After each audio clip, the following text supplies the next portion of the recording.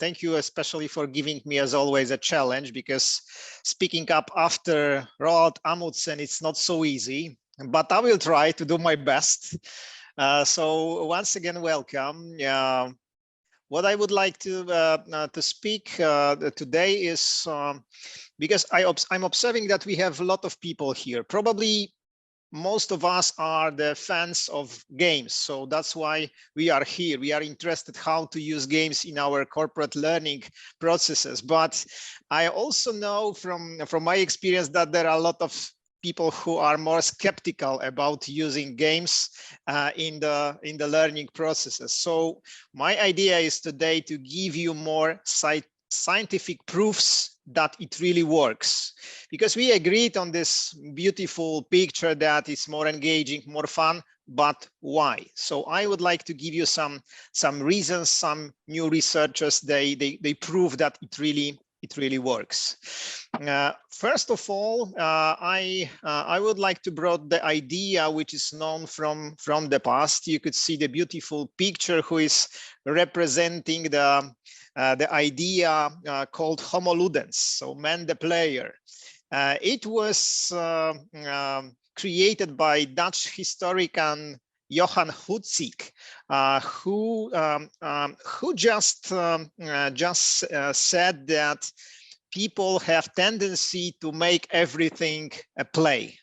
And it's also supported by the new scientists that the brain research tells that when the fun stops, and also the learning often stops. Based on that, I would like to elaborate a little bit more about some basic words. They are important to understand the whole story about the games in learning better. So first of all, we need to know the difference between the gamification and game-based learning. So first word, which is gamification, basically is very simple, like explanation, like it's using single elements. They are typical for the games for the purpose of other processes. Like, for example, you could observe using gamification in marketing. But also in learning is adding some extra elements. They are typical for the games to make the training or the process more engaging, like adding extra badges or symbols. People could collect some points, or adding ranking. So you could see your progress. You could see how you are in the competition with each other. But this is only the part of the story, because here we have some elements. Very basic example of that could be like, I am the trainer. I am delivering a training and I'm praising every single participant, giving them golden coins or something they could collect during the whole training. But it's not the game itself. I could prize them, for example, for participation in the discussions and this kind of activities, but this is not the game itself. But the second word you have the game-based learning, sometimes called also serious games or learning games. It's about the situation where the game itself has a purpose of is created for the purpose of learning. So people are playing the game during the training, and they need to this game could give them two targets, two purpose, two things they need to accomplish. First of all is the goal of the game, like reaching some result at the end, and the second one is the learning goal. So the learning goal could be like know how to work in the changing environment, or how to behave in the specific situation. So at the end, the goal of the learning should be also accomplished. So in this case, you see that we have two different situations, two different ways we could approach and use the games in our trainings. Simple one like gamification, and the more complex one is the game-based learning. So based on that, I would like to show you also some new researchers, because probably you are familiar with the with the newly researchers. They show that we have so-called neurotransmitters. The neurotransmitters, or hormones, depends how to call them, but they are influencing our brain and our body. This guy I'm presenting at the beginning, Brian Knudson from Stanford University, did a lot of research. They proved that because we could just drive the direct connection between the simulation of neutral circuits and the gameplay, is a key step to unlocking the potential of game-based tools. And these tools are inspiring behaviors and also improving our health. So how it works in detail. So now I would like to go through 5 different neurotransmitters and give you some very specific examples how you could implement that idea in your trainings or in your exercises during the training. So first of all, and the first neurotransmitter is dopamine. Usually dopamine is driving force of learning associations and releases brain loads, but it happens when we are surprised. That's why people love plot twists, when something is changing. And if we are just projecting a game, it's very important to have this kind of elements embodied into our game. The dramatic plot twists give them possibility to be thrilled. The audience also has more memories connected with the game if they are receiving a kind of 360 or 180 degrees twist. How we are using this in our games, for example, in Develor. Here I could show you one of the potential games we created. In this scenario, we have 3 groups. They are competing on the surface of the planet. At the beginning, they try to find the resources, and they try to dig for these resources and collect at the end some specific ones. At the beginning, we are just giving them so-called winning conditions. So they need to collect some specific number of resources they will collect during the game. But the plot twist we embedded into the game is during the game, after 4 rounds, because the whole game is from six rounds, they are receiving information that, guys, there is something more on the surface of the planet, and they are very different structures. Difficult to know what's happening with those structures, but after that they are receiving information that, okay, guys, now you have an ultimate goal.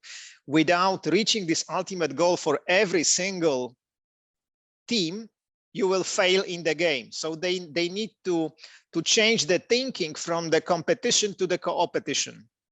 And this is also an unexpected situation. So they need to start to collaborate more with each other than to compete. So this is something that makes, for example, this game and the dopamine boost easier. The second one is oxytocin.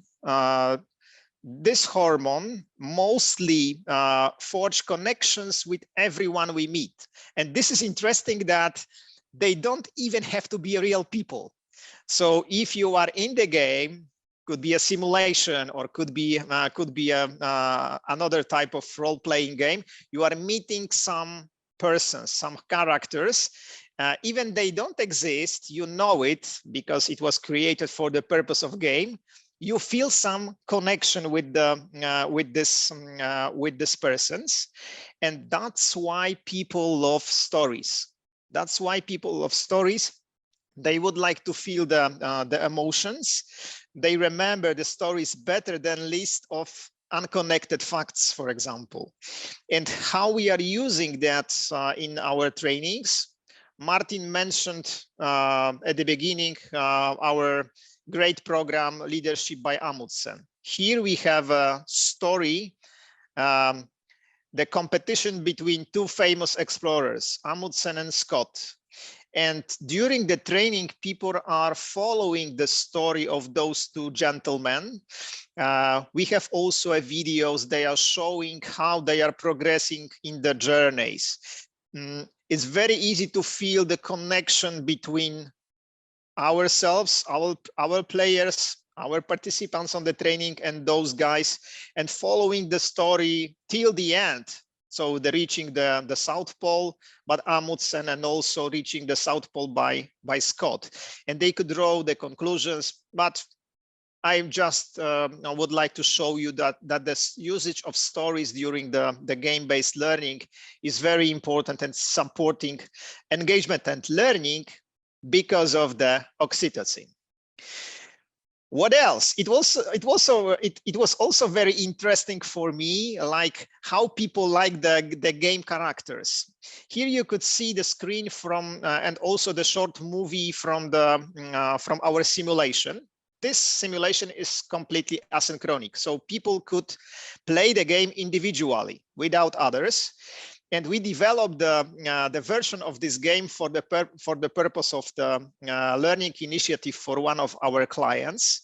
And a lot of managers went through this simulation, and they liked very much the characters. We received the feedback about the guys. They are playing the roles of the subordinates in the simulation. And the interesting fact was that at the end, after the process, we received another request from this company to develop another chapter, another training based on the simulation, also the same engine. And they ask us to keep the same characters because the participants love them and they would like to know what is happening with them. So like the second sequel of the game. So that was something also nice. So what next? The next hormone, the next neurotransmitter is serotonin. Serotonin levels are the difference between feeling anxious and unhappy, or balanced and content. Our serotonin levels are affected by how important we feel. So this importance, being important, is very important for us to have this hormone in our brain, in our body, and this is the part of the reason that people love gaming so much, because the games give them possibility to feel significant. They could complete something, they could achieve something, and it's also a very interesting game mechanic that we put the participant in the center of the world, so they feel important. They could be like, for example, explorers like Amundsen. They could explore Mars, being on the Mars and trying to compete there or build something there, and giving people chance to feel significant is opportunity we should use in our games, designing our games. What we did in one of our products, we created a game based on the true story. Probably all of us remember the situation when the terrorist attacks came to the World Trade Center. And this game we created was based on this situation, because in a very small town in Newfoundland, Canada, called Gander, the people, the inhabitants of this small city experienced something unique. The fact was that when the situation in the World Trade Center started, the presidents of almost all countries decided and put the order to the airports that every single airplane should land as soon as possible. And in this city, I mentioned at the beginning, 38 airplanes landed on the very small airport they have there. It was in total more than 6,000 passengers. And population of the city was not more than 10,000. So they doubled the population in a very short time. And based on that, we created the game, which is a little bit similar because our participants are playing the role of the crisis teams in the small cities. They try to help as many planes as they could because of similar situation. There is a fog over Europe. This fog is damaging the airplane engine, so they need to help people, but they don't know how many of them will land in their cities they are representing. But connecting this with the importance and the feeling of being significant, people could feel significant because they are handling the real situation, and they are also not just like normal inhabitants of the island. They are in the role of the crisis teams, so they have decision right. They could help people. So this is also boosting this feeling of being and doing something which is meaningful, which is significant. So if you would like to know more about the real case, here is the title of the book, so you could find it in Amazon. Okay, so last but not least, we have also endorphins. They usually, we could boost them eating a chocolate, of course. This is the simple way. But in case of games, if you are achieving something in the game, you have this feeling of euphoria. If there is no achievement in the game, there is no fun. It's very important because when I was designing the games, sometimes I felt maybe it's too difficult. Maybe let's simplify the thing. Of course, simplicity is good, but if the game or the exercises in the game are too easy to the participants, then there is no fun, and connected with that, there is no learning. So we always try to make it a little bit harder for the participants. Should be possible to be done, of course, but if they wrestle for the victory a little bit, then it's better for this endorphins and the feeling we would like to have at the beginning, that people really remember, they feel very well after accomplishing the task. How we use that, for example, in the game I mentioned before, this connected with the airplanes, fog over Europe. At the beginning of the training, we are showing the participants that, okay, guys, at the end, if you reach 70% of points, they are possible to be reached, you just won the game. If less, then you failed. But we are adding also some extra stages, like levels. If you reach 85, then this is the great win. If you reach 90%, it's called epic win. Of course, we are doing this game internationally, so we know that we have a pool of the numbers, how usually companies and teams are ending the game, and this 90% is reserved for not more than 3% of the teams. So it's really, really high. But people could, if they just win, that's all right. But if they push a little bit harder, could achieve more. So using the stages levels also helps to make the achievement more memorable, more important. The last one I would like to raise your attention is cortisol. In case of cortisol, this is the stress hormone, so we know that, and always people did not learn anything because they are so stressed.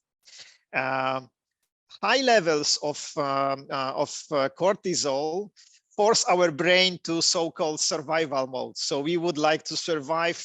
We are not hearing, learning anything.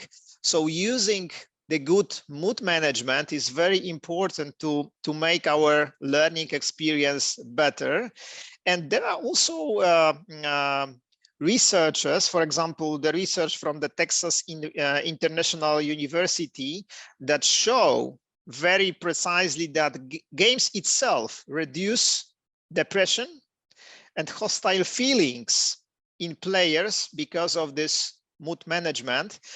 So it's important that if we know that, we could help the participants to go through the training using games better than without it.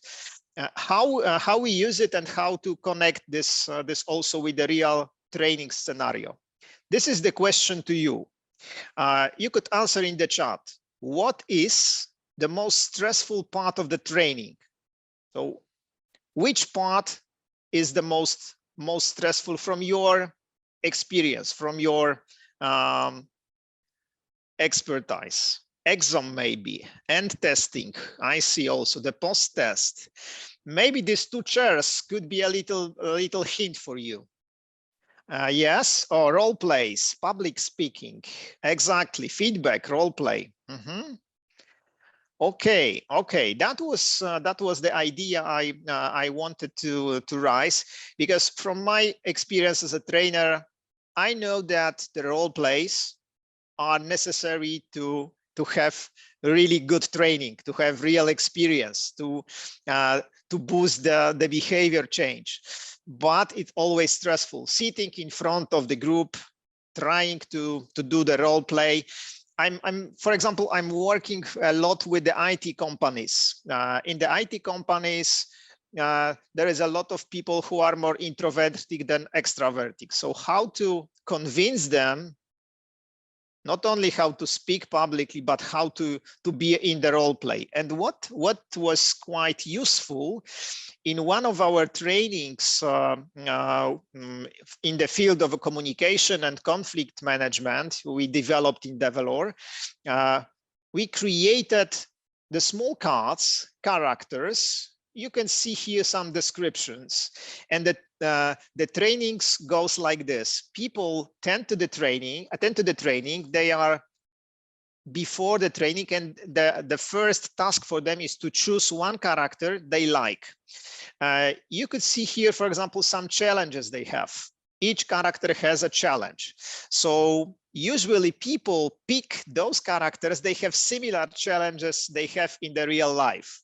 But the trick is that I'm taking this character, but being, for example, more introverted person, during the whole training, I could a little hide myself behind the character. So I'm not forced to play myself, but it's easier for me to play another person like this Jovita or Igor, because of the fact that it's not a real me, but in fact, I'm learning what I need to learn and what I like to learn. And in this case, the role plays are far easier. In IT industry, I also observed that a lot of people from my audience are the players. They are playing in the real life, the role-playing games. So for them, being behind the character is something real, normal, easy one. So that's the trick you could use in the trainings, using cards, using characters to play this role plays easier. Okay, so at the end, two more things. When I was thinking about the huge difference or the biggest difference between traditional learning and games-based learning, what came to my mind is how we are, for example, teaching our children not to touch the hot stove. And the traditional learning or e-learnings is just telling this, not to touch the hot stove. But how many of you did it after such instruction? And in my opinion, the game-based learning gives us opportunity to experience how hot it is without being burned. So that's something I think we could raise here as a great metaphor or the difference. It's also an interesting fact that how the playing games is resulting our brain capability. There is an interesting research I found about the research that was proving that playing games, even very long hours, increases our brain capability. What the researchers did, they gave possibility to play 15 hours a day during 5 weeks for the group of people. And after that, they measured the capabilities. For me, as a parent, of course, why should I give my children possibility to play so long? We are trying to limit that. It's typical approach, but what was unexpected in this research, when they evaluated after that period, the memory and attention span scored improved by 30%. So after this 5 weeks, 15 hours a day of play. So it's something interesting. So playing games keeps our brain fit. So that's important. And it's, I think, the good conclusion for everyone.